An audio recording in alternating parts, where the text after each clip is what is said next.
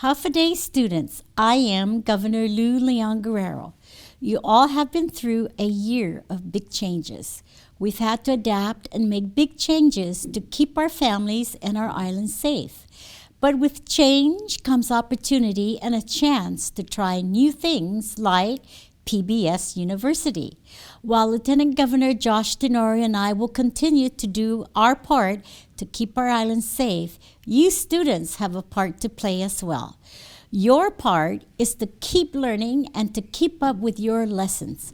That's why I am happy to see you here ready to learn with PBS University. PBS University is a way to bring a continuous educational curriculum to you while you stay safe at home during this time. To help you keep up with your studies, we asked our friends at PBS Guam and the Guam Department of Education to put together this episode. Thank you for doing your part and have a great lesson. PBS University is a program by PBS Guam and the Guam Department of Education in conjunction with public school teachers. These lessons are created to provide both parents and students with a unique educational experience while helping students to continue learning at home. PBS University, next on PBS Guam. 1, 2, 3, 4. Come along, let's sing a song. We'll have a great adventure. Today's the day, let's learn and play. We'll have a great adventure. Numbers, letters, science things, all that we can do. Help you deal with how you feel. Share with us too. It's super cool and just like school, our awesome learning adventures. So grab a friend, the fun will end. Our awesome learning adventures. Awesome learning adventures with PBS University.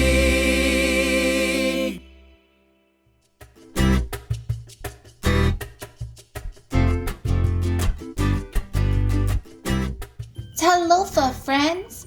That's how you say hello in Samoan.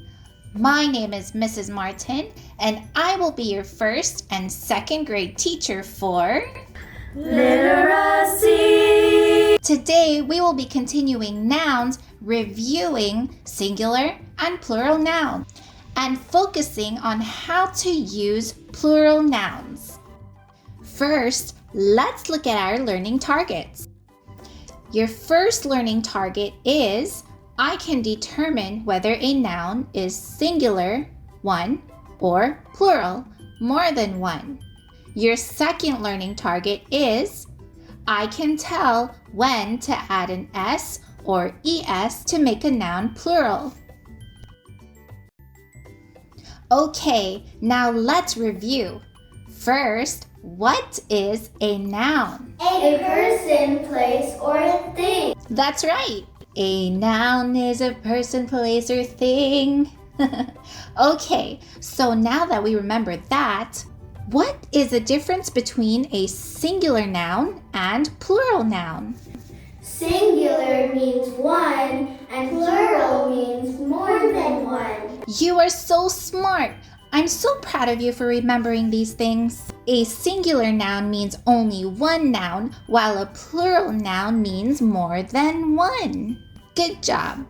But how can we tell whether to add an S or ES to make a noun plural? Well, let me tell you.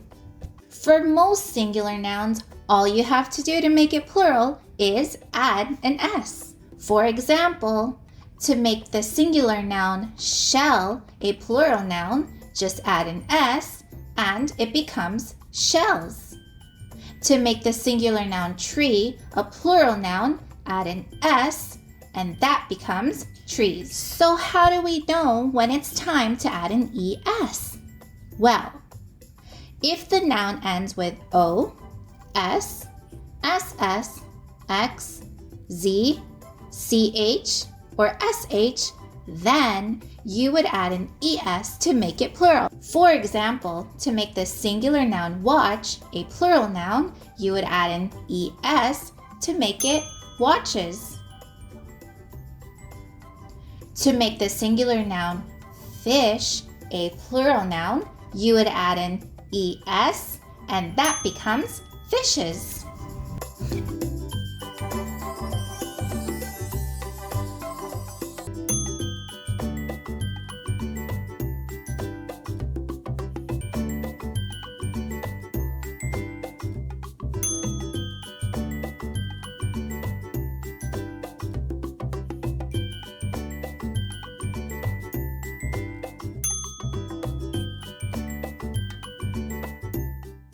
Okay, I have something exciting for you all today. I'm going on a trip, and I'm going to try to find as many singular nouns as possible.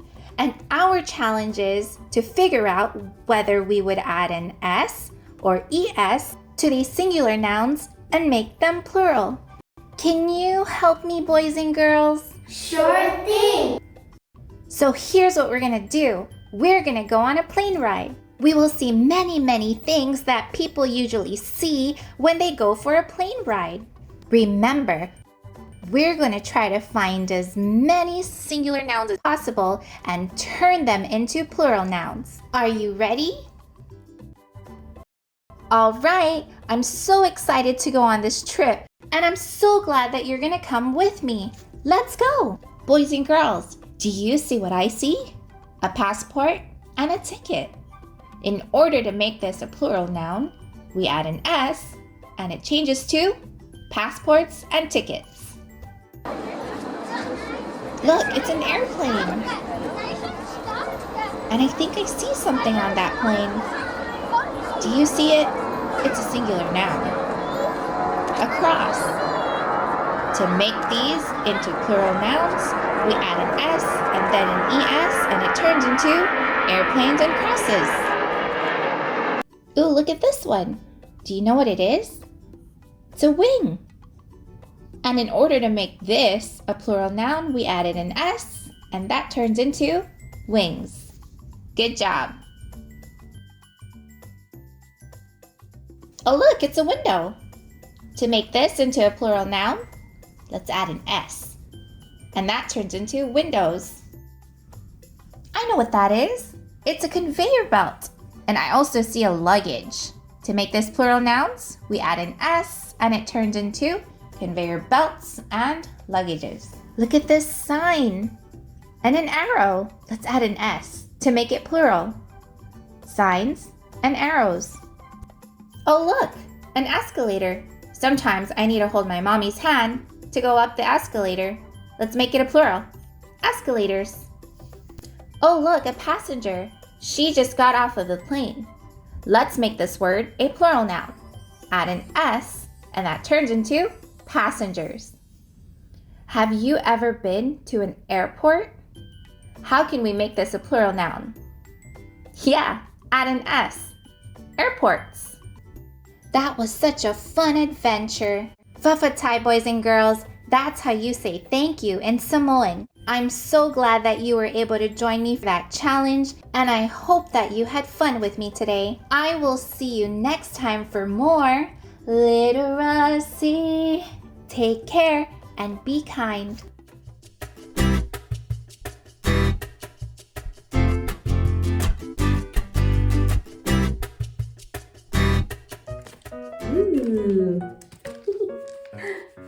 Oh, xin chào!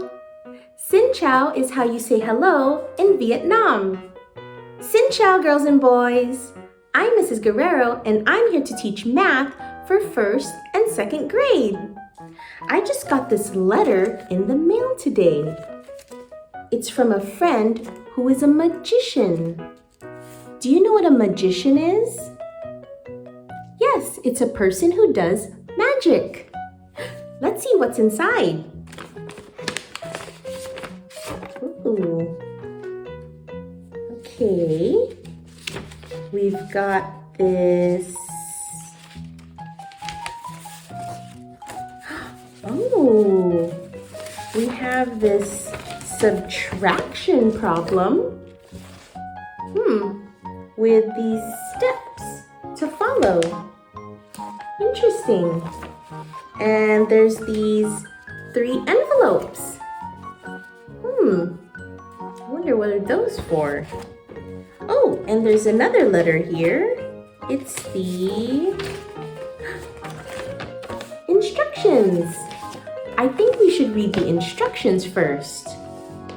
To find the secret message, you will have to subtract within 1,000 using concrete models or drawings and strategies based on place value. Be sure to follow the steps next to the problem and use a place value chart. The secret message is in one of these envelopes. The answer to the subtraction problem will tell you which one it is. Did she just write secret message? Oh my goodness, this is so exciting! Will you help me figure out which one of these envelopes has a secret message in them? You will? Yes, great, thank you! To help us solve this problem, we will use base 10 blocks for our concrete models. Concrete models are things we can see or touch. They will help us see the numbers as we are subtracting them. We will also use a place value chart to help us organize our numbers. Let's take a look at our subtraction problem. 987 minus 546. Remember, we have to follow the steps. What's the first step? Make a model of the top number. The top number is 987. How many go in the hundreds? 9. 1, 2, 3, 4, 5, 6, 7, 8, 9. How many go in the tens place? 8. 1, 2, 3, 4, 5, 6, 7, 8. Phew. Now how many go in our ones place? 7. 1, 2, 3, 4, 5, 6, 7. Great! Done with the first step. Now, what's the second step? Subtract the bottom number. Right! Our bottom number is 546. Another thing to remember, boys and girls, when you subtract, always start at the ones place. How many do we take away or subtract from the ones place? 6. 1, 2, 3, 4, 5, 6. How many is left? 1. Now moving on to our tens place. How many do we subtract from here? 4. 1, 2, 3, 4. How many is left? Count with me. 1, 2, 3, 4. 4 is left. Now our hundreds. How many do we take away from our hundreds place? 5. 1, 2, 3, 4, 5. Count how many is left. 1, 2, 3, 4. 4. We have our answer. 987 minus 546 is 441. We did it! Great job, everyone! Now that we know the answer to our subtraction problem, I wonder which one of these envelopes has a secret message in it. It's the one that has 441. Let's see what's inside. I can't wait. Snap your fingers. Okay.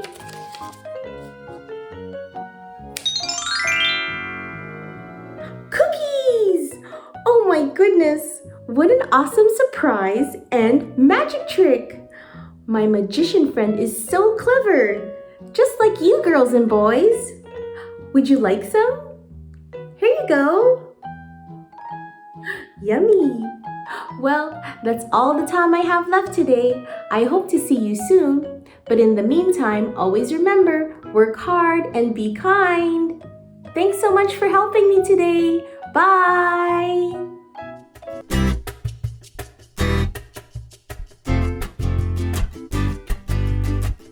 Ni hao.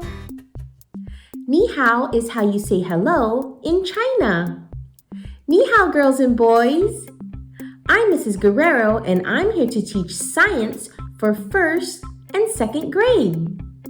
I was just thinking about my first day of school. Do you remember your first day of school?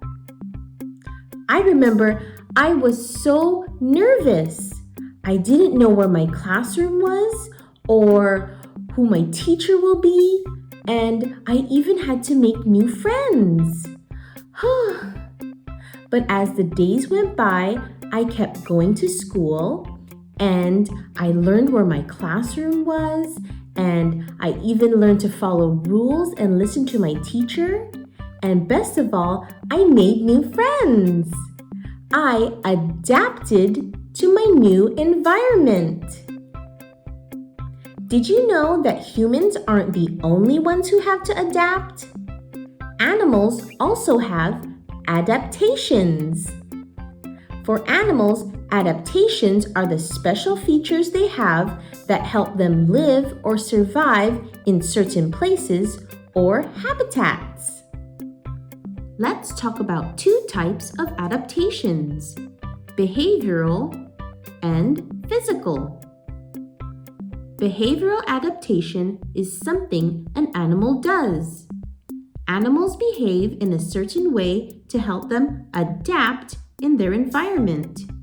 These carabaos are playing in the water to help keep themselves cool. Some animals live in habitats that can get very cold for a few months out of the year. When this happens, they will move to a warmer place.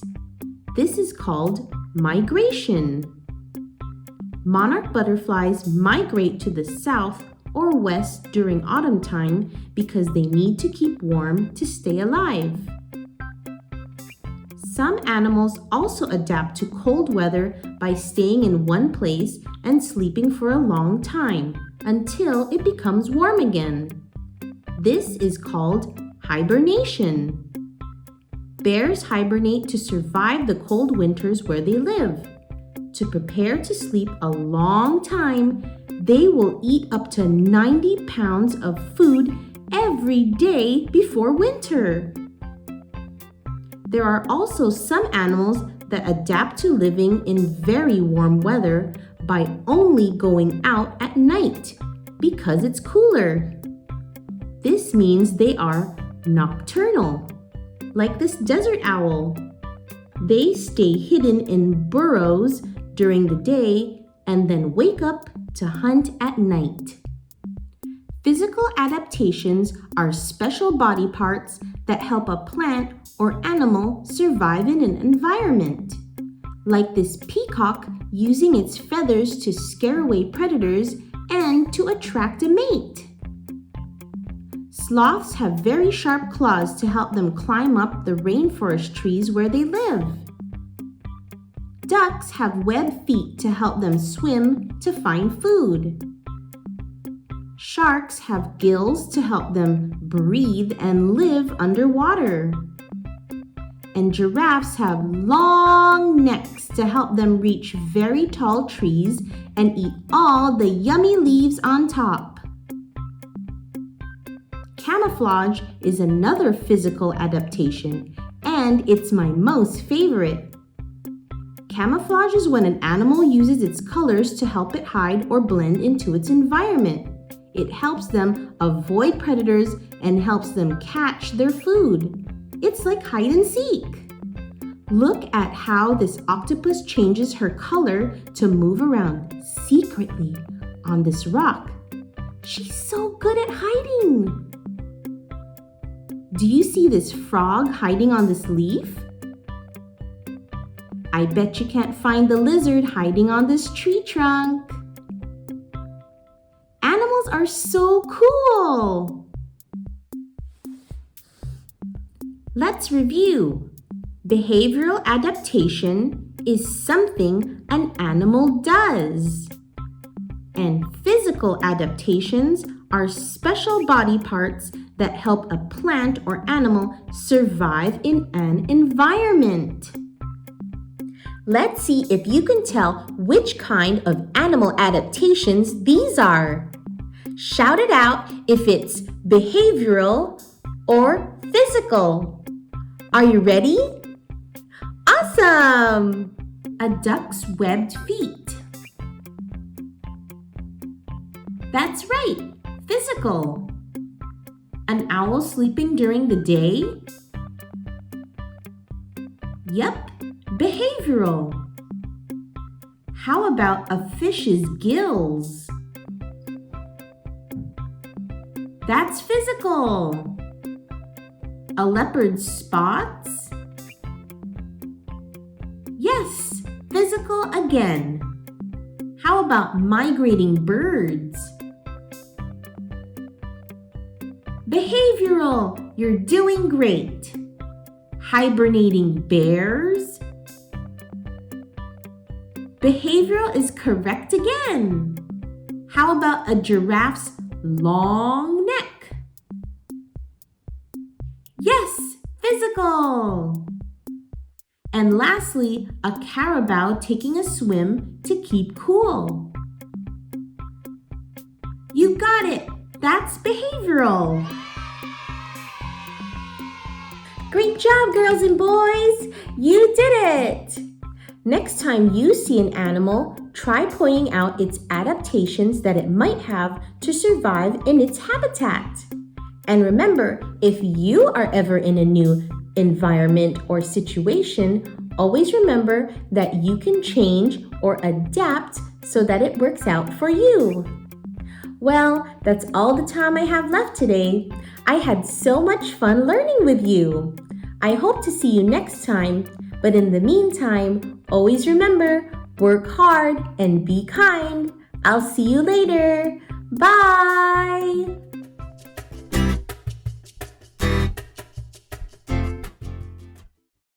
Hafa students, welcome to PBS University. My name is John Fernandez, and I'm the superintendent of the Guam Department of Education. These PBS University lessons are made to help you to continue learning. The teachers here prepared fun lessons on science, character education, math, English, and more, and they made it for you, the students of Guam. We're very grateful to them for their instruction. We're also thankful for you students, parents, and guardians who are watching. Remember, stay safe and healthy, and we'll see you soon in the next school year. Thank you.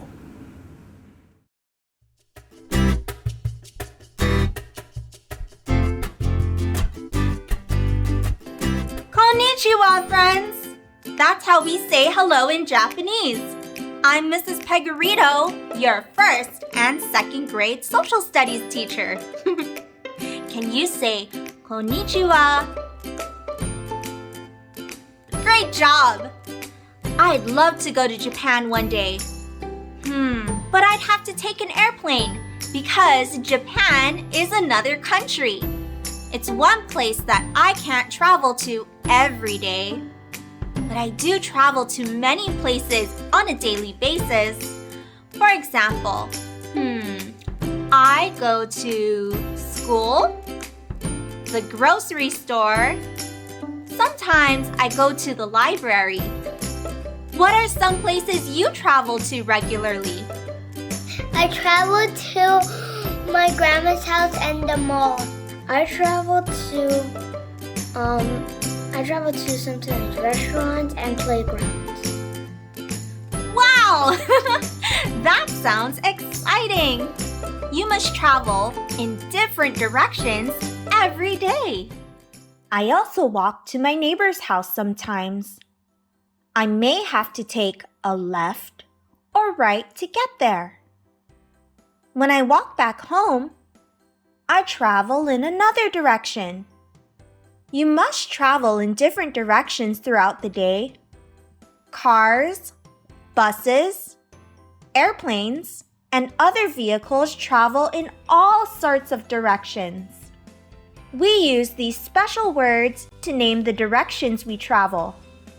They are north, east, south, and west. We call these words cardinal directions. Cardinal means these directions are important. They are the 4 important directions we travel. We can find cardinal directions on maps, compasses, and signs. You might even see it in your car's GPS system or your phone's navigation system.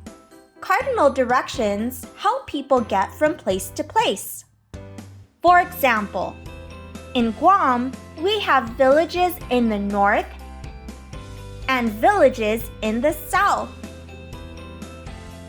If you live in Jigo or Dedado, you might have heard that you live in the north. If you live in Malesu or in Alahan, you might have heard that you live in the south. This direction is called north. Repeat after me. North. This direction is called east. Repeat after me. East. This direction is called south. Repeat after me. South. This direction is called west. Repeat after me. West. To help us remember, we'll use a mnemonic device. N-E-S-W. Never eat sour worms. North, east, south, west. Let's play a game to help us remember our cardinal directions. Meet Neo and Eli. Uh-oh. What direction are you going? Oh, there you are. Have you ever played the game The Floor is Lava? We're going to pretend that the ground is going to turn into lava. And they need to run in the right direction to get away from the lava. But they need your help. When you hear me say, go north, tell Eli and Neo to go here. When you hear me say, go east, tell Eli and Neo to go here. When you hear me say, go south, point in this direction. And when you hear me say, go west, point in this direction. Are you ready? Let's go! The floor is lava, the floor is lava. Go north. Where should Eli and Neo go? 5, 4, 3, 2, 1. Woo! Safe. The floor is lava, the floor is lava. Go west. 5, 4, 3, 2, 1. The floor is lava, the floor is lava. Go south, go south. 5, 4, 3, 2, 1.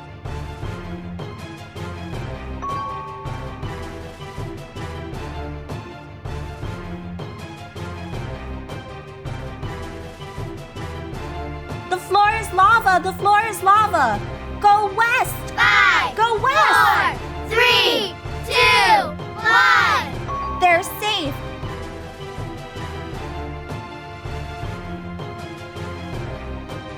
The floor is lava. The floor is lava. Go north. 5, 4, 3, 2, 1. The floor is lava. Go east. 5, 4, 3, 2, 1. The floor is lava. Go south. 5, 4, 3, 2, 1. Safe. All right. You're great helpers. The floor is lava. The floor is lava. Go north. 5, 4, 3, 2, 1. You guys are good at identifying your cardinal direction. Great job, everyone. Give yourself a pat on the back. Wow, you really know your cardinal direction. North, east, south, and west. Mrs. Pegarito is in the north. Oh, now I'm in the south. I'm in the east. And now I'm in the west. Whee! So much fun. Well, friends, that's all the time we have today. I had so much fun learning about cardinal direction. Remember, the 4 main points in cardinal direction are north, east, south, and west. And we can remember them by using the mnemonic device, never eat sour worms. I hope you had fun today, and I'll see you next time on PBS University. Sayonara, and that's how we say goodbye in Japanese.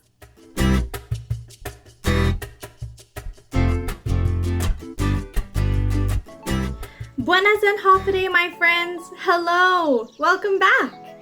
My name is Miss Blancaflor, and I'll be your character education teacher for 1st and 2nd grade. How are you? Good? That's great. I'm good too. I'm so happy you're here with me today. Today, we'll be talking about goals. Do you know what goals are? Let's think. Have you heard that word before? Sure. Goals are things that you want in the future. Maybe you want to be something in the future. Maybe you want a new toy in the future. These are goals that we want to aim for and reach. Together, we're going to explore one way of organizing our goals so we can see them better and we can work to achieve them as soon as possible. Come, let me show you my vision board. So a vision board is a board where we can either draw pictures of or cut out some pictures of things we want in the future. So not right now, things that we want to get later on. So I'm going to start off with a blank piece of paper. Miss Blancafleur is not a really good drawer, so she's just going to share with you some pictures of some goals that she has. Here are some of my pictures. Take a look. So this one over here is a picture of some girls working out. What do you think Miss B's goal is in the future? That's right! Miss B wants to be healthy. She wants to exercise and be as healthy as possible. So I'm going to try to run some more, maybe work out some more, go to the gym some more in the future. Great! Here's my next one. Can you guess what I want to do in the future? Yes, I want to read more books. I want some more books for my collection. I can't fill them up right now, but I can wait for the future to read some more. Here's my third goal. Can you guess what it is? That's right, drinking more water. Miss Blankafleur wants to make sure she's always hydrated, so she wants to drink more water. Here's my fourth goal. Can you guess what it is? Yep, it's hiking. Guam has so many beautiful places to go around and hike. I've never been hiking before, so in the future, I want to go and see all these beautiful places. Have you ever gone hiking? So awesome! Here's my last goal. Can you guess what this one is? That's right! Singing! Miss Blankafleur wants to sing more. I used to be so shy, but now I want to keep practicing singing so that I can get better and better.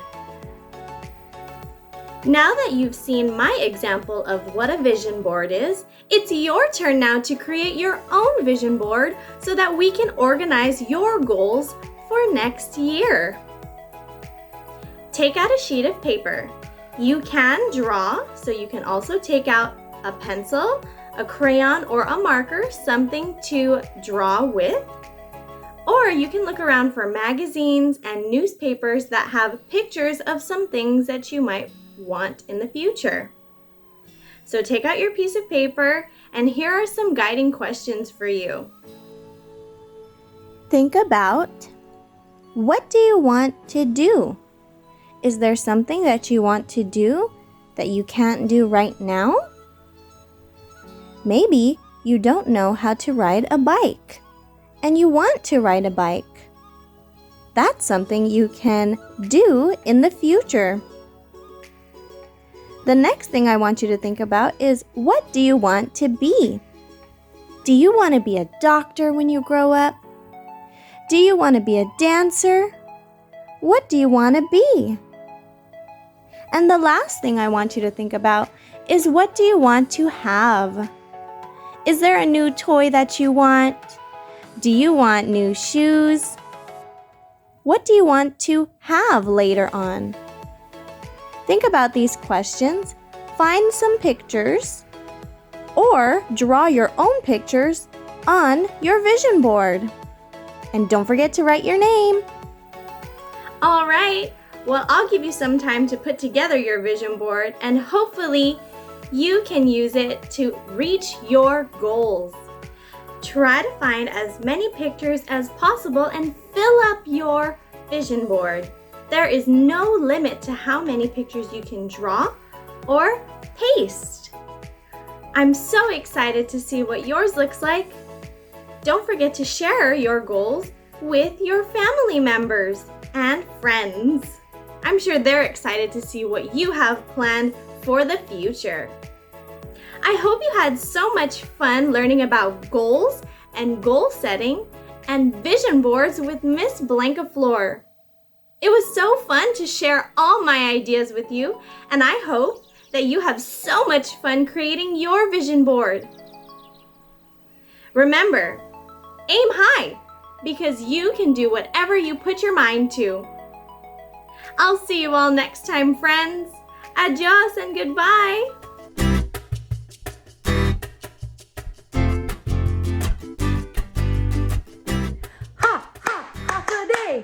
Half a day, my PBS friends. Ha, ha, run-a-nim, run-a-nim. Ha, ha, half a day.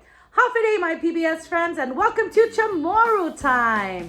Guahu, si Senora Bobby, and do I have an awesome lesson for you today. Now, let's do Hamzu. Are you ready for our awesome lesson today? Yeah, all right, me too. I am so ready. Can you guess what we are going to be working on today? Oh my gosh, look at this. This is our Hågon. Oh man, I think we're gonna have an awesome lesson today with my Hågon. Are you ready to have an awesome day today? I bet you are. All right, friends, get ready. Let's do our mumfuk. Yeah. Now, boys and girls, we're gonna cut our binga. Please be careful when using this machete and ask your parents before you do so. All right, in order for us to get to our binga, we have to cut some of the old leaves down. So I'm going to cut some of the leaves here, as you can see. And there's that binga right there, that beautiful, beautiful young coconut frond right in the middle. All right, please be careful with my machete. Woohoo, almost there. That's right. Get a little clearing. Nice. Okay, move that oat leaf and into our binga. Peekaboo, I see you.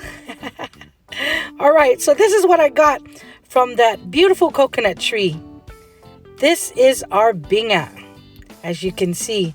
And I'm going to eating it. I'm going to pull out one piece, one beautiful binga. All right, next I'm going to sisi my binga. I'm going to split it in half and pull my Hågon off of its nyuhut, out of its stick or the bone of my Hågon. Wow, look at that. Woohoo! Yeah. Next, we're going to split it open. Can you see me? And when we split our Hågon open, don't pull it apart. We're just spreading it apart, okay? We have 1 and 2. That's number 1 and number 2. All right, here's the next thing we're going to do. We're going to learn how to fold it or mumfuk, tufuk, tinifuk. All right, and that's to weave, or we're going to weave our cadena. That's 1 and 2. All right, so first things first, you fold it over, one over another. All right, then you do the same thing and keep repeating it over and over, one over the other. Keep on folding until, or weaving it until it builds. And remember, fold is dobla. Don't forget, dobla. It's to fold. See this bottom part? Make sure you're holding it tight, okay? And once you hold it tight, keep folding it and folding it and folding it all the way till you get to the tips of your Hågon. All right, that's how it's going to look. Once you get halfway to the top and you still fold it and fold it. How many of you guys can fold it all the way to the tips? I want to see if you can fold it to the tips just like me. And the next thing is, see how it's going to look? Beautiful. Keep on going and going until we get to the way top, to the tips of our Hågon. Dopla, dopla, dopla. Wow, I'm almost there. Yeah. Woohoo. Are you guys almost there? Do you weave your Hågon the same way we weave our Hågon? Wow, that is awesome. All right, I'm just about done. I'm almost to my tips. Ready? Wow, look at that. Beautiful. And let it go. And I have my beautiful cadena, or my chain. That's right. And we're going to tie a knot around it. Be careful. Tie it in, put it in the hole, and pull. Just so that we can lock it, okay? Don't forget to lock your cadena, just like how I'm locking it. All right. You see that? You see how beautiful my weaving turned out to be? Awesome. Nice and beautiful cadena. Yeah. And a finished project. You can wear it as a bracelet on your hand or as a necklace. All right, my PBS friends, did you have a great time weaving with Senora Bobby? Oh, Malik. Awesome. High five. Yeah. Now let's review some of the words that we used today. Are you ready? All right, the first word we used was Hågon Niyok. Hågon Niyok. Can you say it? Malik. Our second word that we used was binga. Binga. Malik. Yeah, binga for young coconut frond. Awesome, Malik. The next word we used was dobla, to fold. Dobla. That's right. Great job back there. Awesome. And the last word we used was cadena. Cadena. We made a nice chain of coconut frond to go around our necks, right? Malik, you guys did an awesome job. Now, I want you to try this at home one more time and share it with your friends and family. Can you do that? That's right. Awesome. Yeah. All right, my friends. Biba mes CHamoru. All right, enjoy yourselves and adjust. Fast, fun facts. Fast, fun facts. With Mr. Ernest Ochoco. Happy day, everyone. This is Mr. Ernest Ochoco with another fast, fun fact. And today's diversity word is going to relate to what we're going to do today, which is learn how to make coconut candy. So let's do our diversity words. Kamzu. Do you know what a kamzu is? A kamzu is what you use to grate the coconut meat so you can make coconut candy. And this is the other thing that I want to share with you. It's one of my favorite phrases in Chamorro. It is Maila fan boca. You guys know what that means? It means come and eat. When I was learning Chamorro with my aunties and my uncles, every time I would go to the houses that they lived in, I would always hear, Ernest, Maila fan boca. And I learned very quickly that they're asking me to go eat at the table. And I was like, yes, I'm gonna go eat right now. So anyway, that is the two things that I want to teach you guys. Kamzu and Maila fan boca. Let's go to the Coconut Tree Company and talk to my friends about how to make coconut candy or how they do it.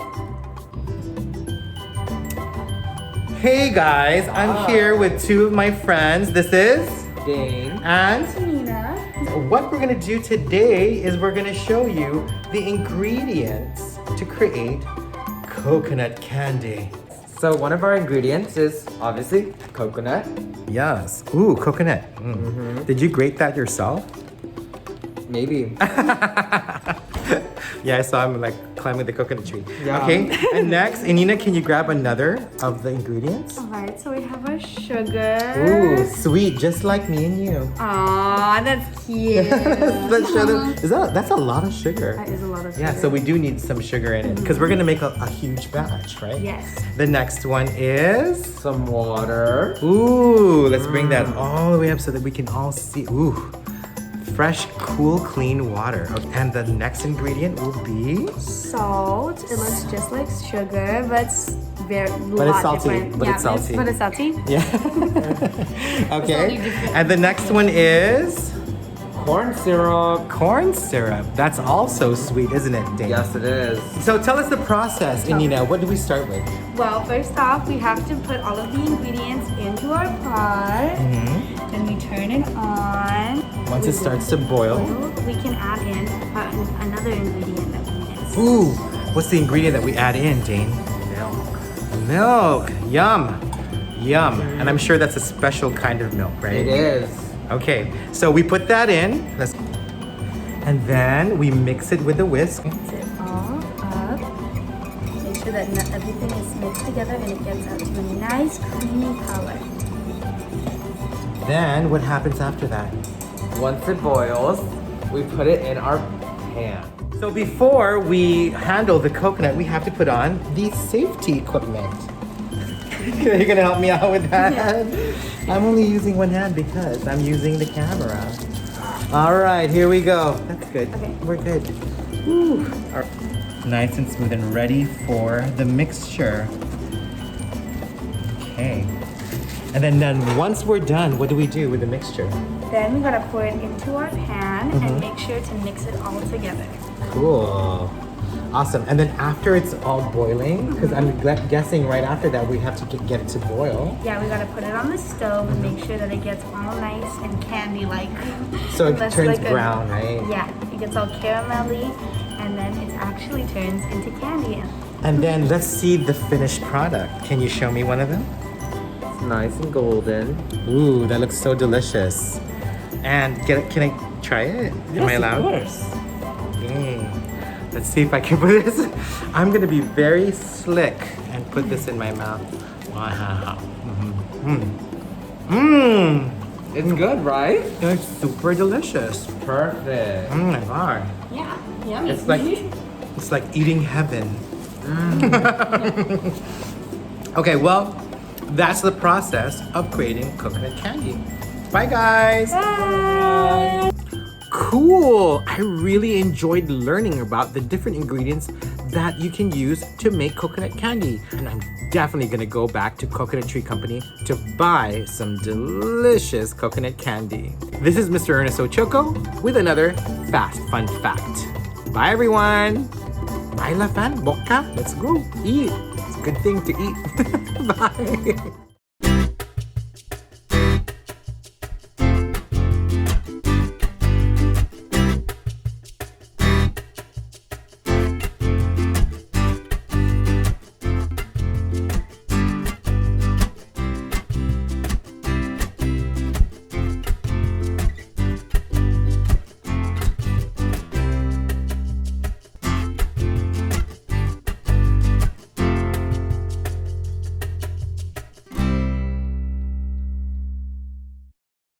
Hafa students, I'm Lieutenant Governor Josh Tenorio. For more than a year now, you all have continued to wash your hands and watch your distance from others, and you've done a really great job wearing your masks. We know your parents and guardians have helped you to make these changes to keep yourself and your community safe. As Governor Leon Guerrero said, we are happy you are here. We want you to continue to learn and sharpen your skills with the help of PBS University. This program is the result of a collaborative effort. We couldn't do it alone. I'd like to thank the teachers and support staff of the Guam Department of Education and PBS Guam for their work and their commitment to our students. I'd also like to thank you students for participating at home. To your parents, I'd like to thank you for taking an active role in your child's education. We are all eager to return to a time when all of us can share and study together in person. Until then, we hope you learned something new from this PBS University instruction.